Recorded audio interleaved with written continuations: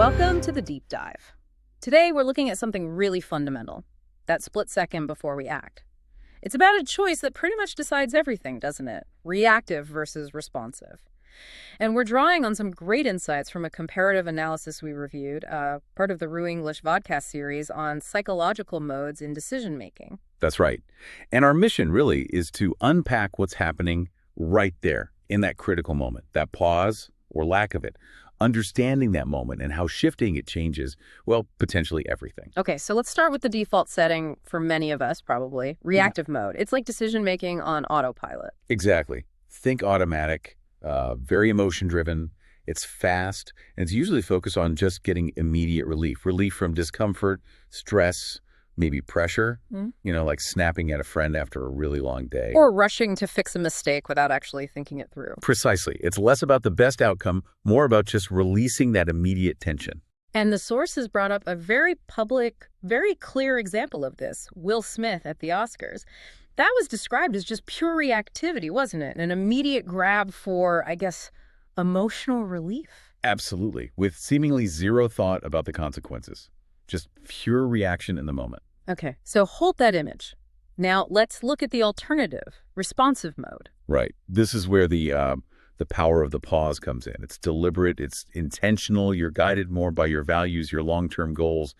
And yeah, it's slower. It has to be. It requires actual thought.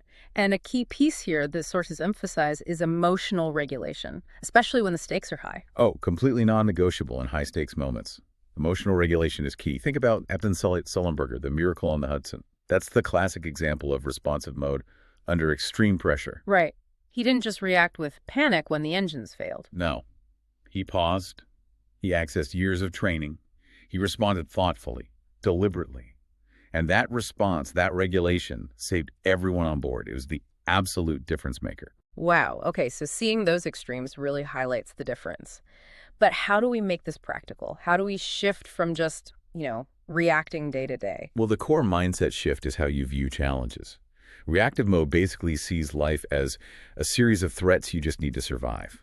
Reduce the fear, reduce the discomfort. Kind of defensive. Exactly. Whereas responsive mode reframes those same challenges as opportunities. Chances to grow, to improve, maybe create something better. It's moving from defense to, something more expansive. That makes sense conceptually, but what's the actual trigger point action? What do you do when you feel that reactive urge rising, that heat? Okay, step one is just awareness.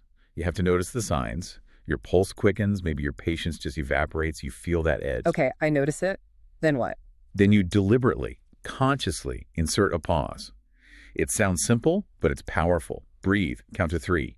Maybe physically take a step back. That tiny space you create, that's your window. That's where the power lies. The space between stimulus and response? Precisely. And in that space, you ask yourself one crucial question. Which is? What matters most here? Not what feels urgent right now, but what actually matters in the bigger picture. Ah, okay. That shifts the focus immediately. It really does. And we saw this play out on an organizational level, too.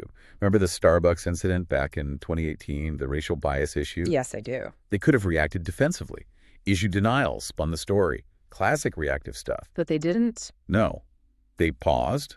They reflected, presumably on their stated values, and then they responded.